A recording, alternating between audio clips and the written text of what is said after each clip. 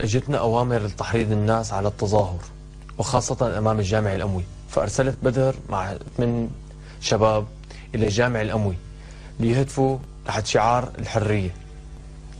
فالتمت عليهم الناس تقريبا شيء 500 شخص.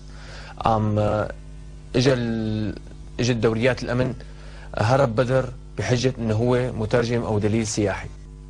من فترة وقت بلشت المظاهرات بسوريا، اجى صديقي أنس وعرض علي، قال لي شو رأيك انه نطلع نتظاهر؟ وطلعنا على المظاهرة. طلعنا على المظاهرة اللي صارت بجامع الأموي بحوالي أسبوعين بالضبط. طلعنا وتظاهرنا وكل شيء ودغري يعني طلعنا، ما حدا تعرضنا، يعني طلعنا حملنا حالنا ومشينا.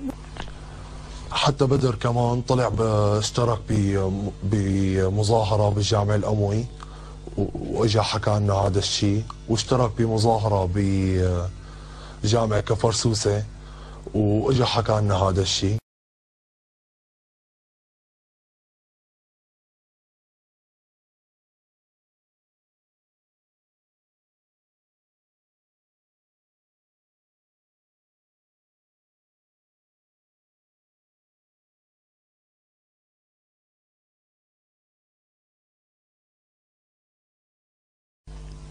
وعلى أساس أحمد يأمننا سيارة بتشبه سيارات الأمن.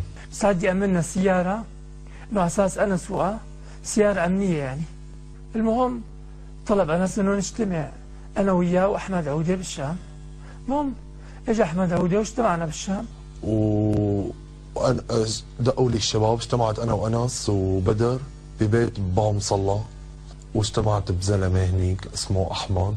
قلت له كيف بدنا نظاهر يعني؟ اثنين شو بنعمل احنا؟